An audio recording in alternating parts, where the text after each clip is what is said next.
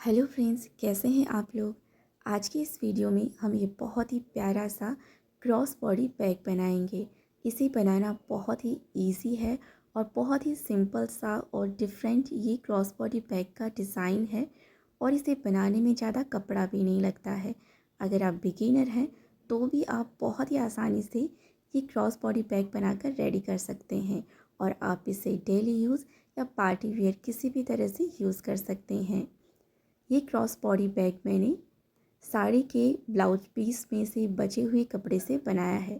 तो देखिए, इस तरह से जो साइड की कटिंग बच जाती है ब्लाउज स्टिच करने के बाद में, इसका भी हम यूज़ करेंगे। और ये मेरे पास देखिए साड़ी का जो ब्लाउज पीस था उसमें से बचा हुआ कपड़ा है।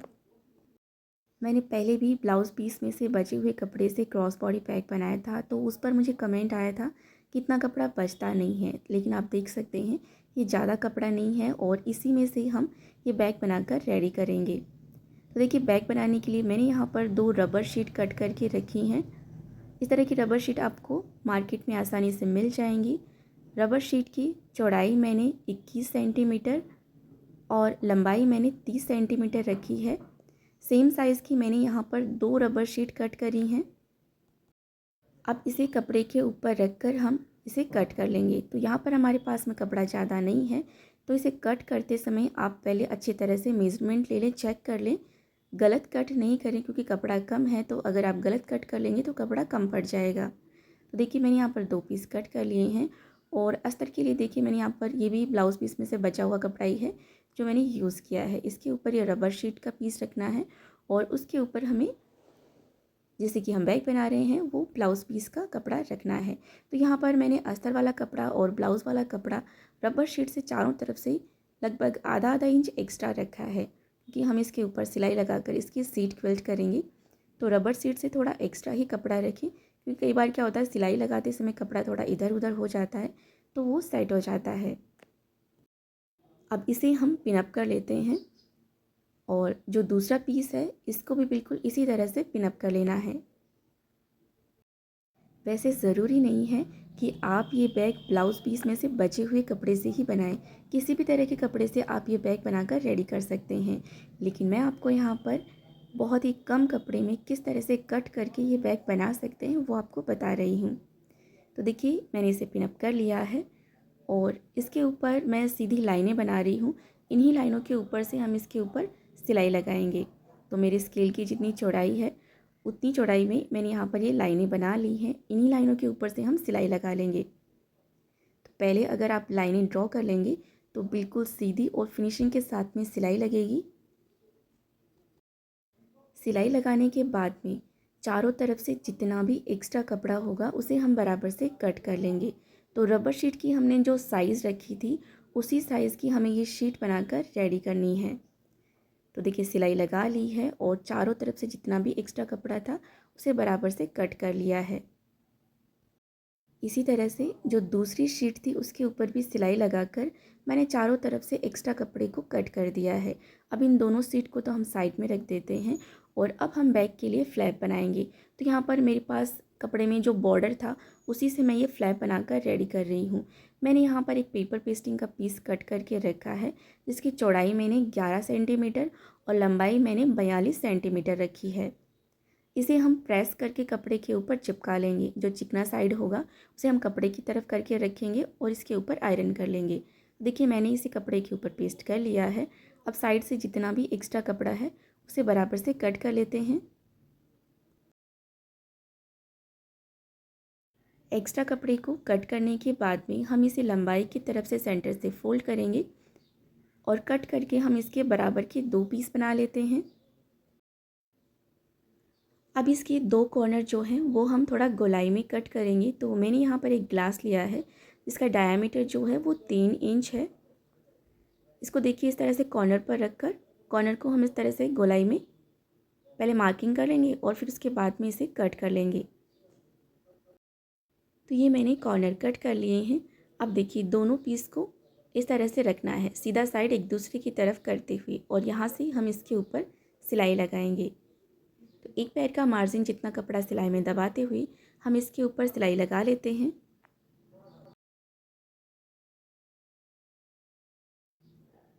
तो देखिए हमने सिलाई लगा ली है और अभी यहाँ पर कॉर्नर को हम इस तरह से शेप में कट कर लेते हैं। कॉर्नर के ऊपर हम छोटे छोटे से नॉचेस लगाएंगे। ध्यान रखें सिलाई को कट नहीं करना है। और अब हम इसे सीधे साइड पलट लेते हैं। अच्छी तरह से इसे सीधे साइड पलटने के बाद में जहाँ पर हमने सिलाई लगाई है उसके ऊपर हम टॉप स्टिच लगा लेते हैं, जिससे कि इसकी सिलाई जो है वो अच्छी तरह से सेट हो जाएगी।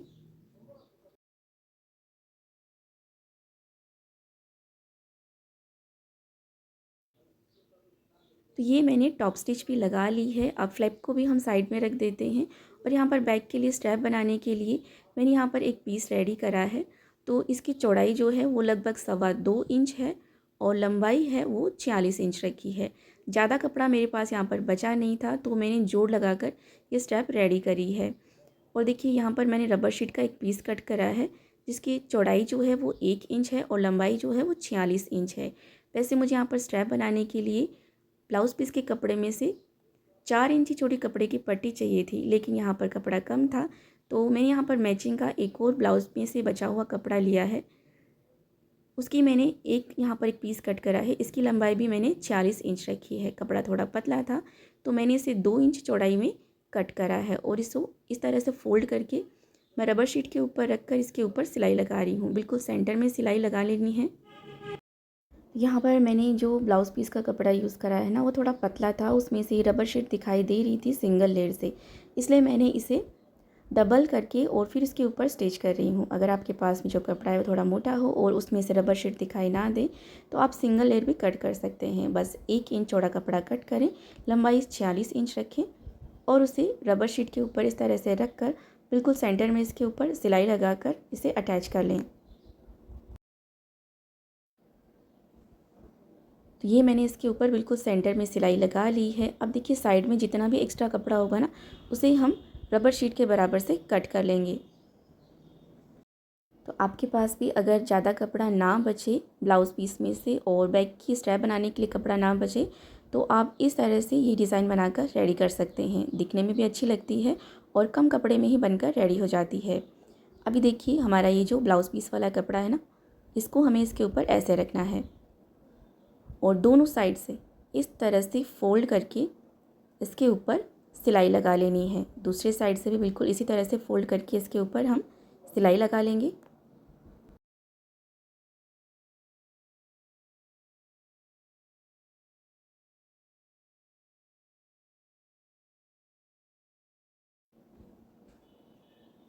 तो देखिए एक साइड तो इसी तरह से सिलाई लगा ली है और अब बिल्कुल इसी तरह से दूसरे साइड से भी इसके ऊपर ऐसे फोल्ड करते हुए हम इसके ऊपर सिलाई लगा लेते हैं।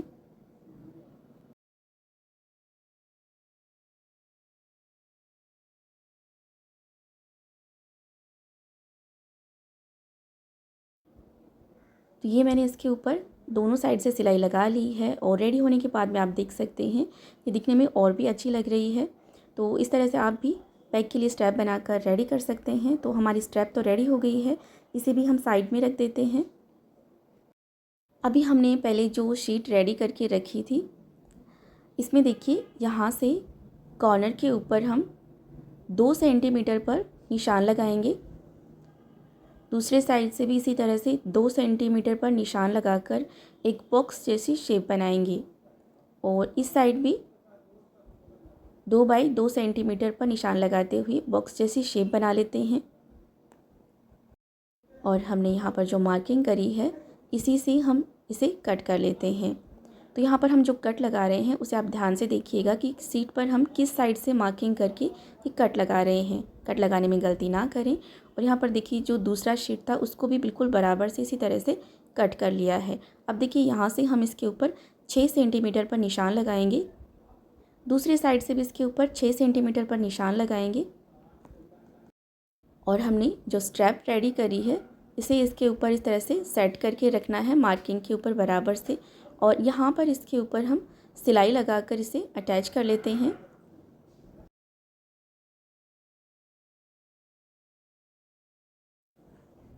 तो ये हमने स्ट्रैप भी स्टिच कर ली है और अभी यहाँ से हम इसका सेंटर पॉइंट निकालेंगे, मार्किंग करेंगे। यहाँ पर हम ये फ्लैप अटैच करेंगे तो इसका भी हम सेंटर पॉइंट निकाल लेते हैं। दोनों के सेंटर पॉइंट को बराबर से मिलाते हुए इस तरह से सेट करके रखेंगे।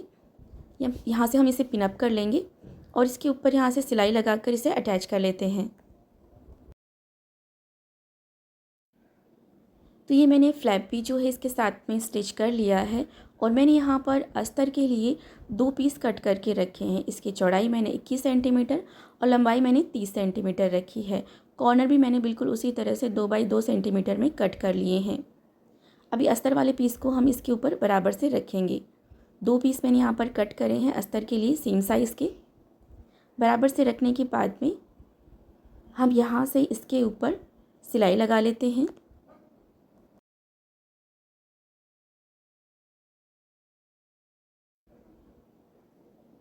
तो देखिए ये मैंने इसके ऊपर सिलाई लगा ली है। अभी जो दूसरी शीट थी उसके ऊपर हम ये दूसरा वाला अस्तर रखेंगे और इसके ऊपर भी हम सिलाई लगा लेते हैं। तो देखिए इसके ऊपर भी मैंने ये सिलाई लगा ली है। अभी दोनों की सीधी साइड को एक दूसरे की तरफ करते हुए बराबर से रखेंगे। अस्तर को अस्तर वाली साइड रखेंगे और शीट को सीट वाली साइड, और इसके ऊपर हम सिलाई लगाएंगे।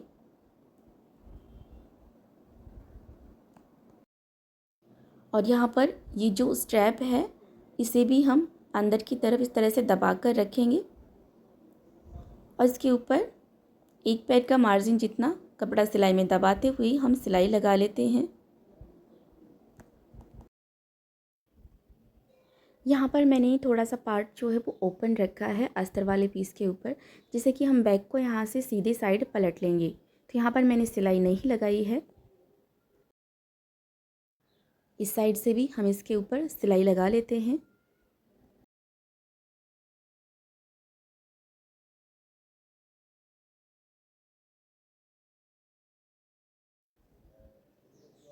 तो ये देखिए मैंने इसके ऊपर सिलाई लगा ली है। अभी जो कॉर्नर है उनको हमें इस तरह से बराबर से पकड़ना है और यहाँ पर जो सिलाई लगाई है ना इसके मार्जिन को देखिए इस तरह से फैला कर रखना है दोनों साइड से। यहाँ से इसे बराबर पकड़कर मैं इसे पिनअप कर रही हूँ और यहीं से हम इसके ऊपर सिलाई लगा लेंगे। बिल्कुल इसी तरह से जो दूसरे साइड वाला कॉर्नर है इसको भी इसी तरह से पकड़ना है और इसके ऊपर यहाँ से सिलाई लगा लेना है। अस्तर वाले पीस के ऊपर भी कॉर्नर पर बिल्कुल इसी तरह से सिलाई लगा लेनी है।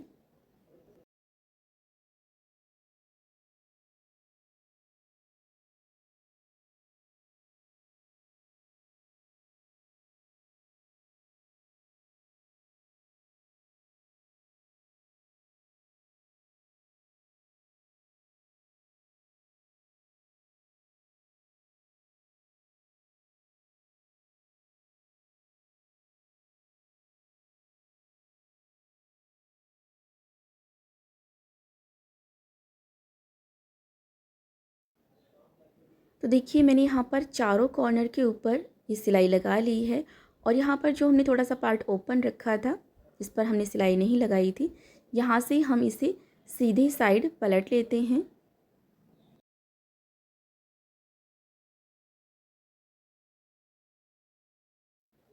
बैक के कॉर्नर भी हम अच्छी तरह से बाहर की तरफ निकाल लेते हैं और अभी देखिए यहाँ से जो पार्ट ओपन रख लिया था इसको हम सिलाई लगाकर यहाँ से बंद कर देते हैं। तो ये हमने इसके ऊपर सिलाई लगा ली है। अब इसे हम बैक के अंदर की तरफ इंसर्ट कर देते हैं। अच्छी तरह से इसे फोल्ड करने के बाद में हम यहाँ से इसके ऊपर टॉप स्टिच लगाएंगे। तो पहले इसे अच्छी तरह से पिनअप कर लेंगे सेट करके और फिर इसके ऊपर यहाँ से सिलाई लगा लेंगे।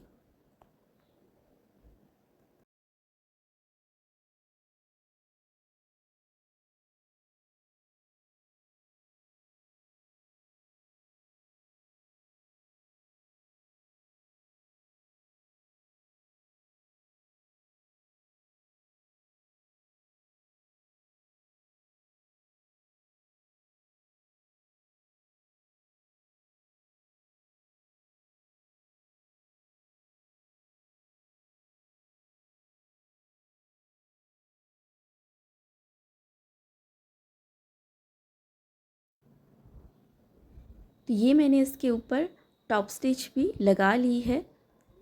अभी देखिए साइड से अस्तर वाले कपड़े को कॉर्नर की तरफ भी बिल्कुल बराबर से पकड़ेंगे, दोनों को एक साथ में, और इस तरह से इसे फोल्ड करके इसको हम पिनअप कर लेते हैं। तो नीचे की तरफ जो कॉर्नर है उसके बिल्कुल बराबर से यहाँ से फोल्ड करना है और यहाँ पर किनारे के ऊपर हम सिलाई लगा लेंगे। थोड़ा थोड़ा सा यहाँ पर कपड़ा दबाते हुए सिलाई लगा लेना है। दूसरी साइड से भी बिल्कुल इसी तरह से इसे फोल्ड करेंगे और किनारे के ऊपर सिलाई लगा लेते हैं।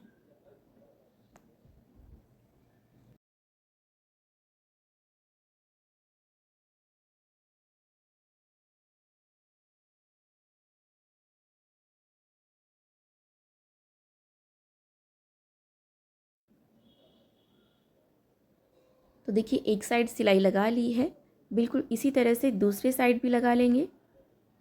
तो देखिए मैंने यहाँ पर बैग पर दोनों साइड फिनिशिंग के साथ में ये सिलाई लगा ली है।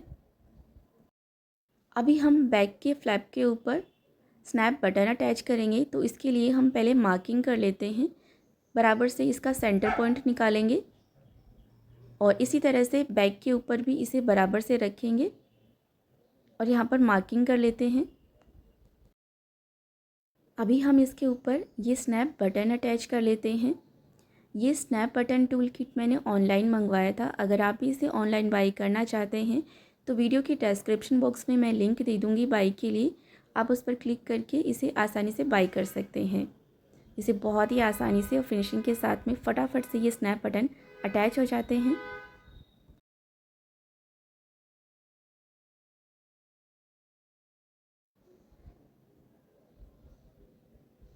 तो ये मैंने बैग के ऊपर स्नैप बटन भी अटैच कर लिया है फिनिशिंग के साथ में, और ये हमारा बहुत ही प्यारा सा क्रॉस बॉडी बैग बनकर रेडी हो गया है। तो अगली बार आपके पास भी साड़ी का जो ब्लाउज़ पीस होता है उसमें से कपड़ा बच जाए तो आप इस तरह से ये बैग बना सकते हैं और साड़ी के मैचिंग का ये बैग बनकर रेडी हो जाएगा। बहुत ही प्यारा सा और सिंपल सा ये डिज़ाइन है। वीडियो अच्छा लगा हो तो इसे लाइक और शेयर, और इसी तरह के और नई वीडियो देखने के लिए हमारे चैनल को सब्सक्राइब भी ज़रूर कीजिएगा। नए वीडियो की नोटिफिकेशन पाने के लिए सब्सक्राइब बटन के पास में जो बेल आइकन है उस पर भी ऑल के साथ में ज़रूर क्लिक कीजिएगा। वीडियो देखने के लिए धन्यवाद।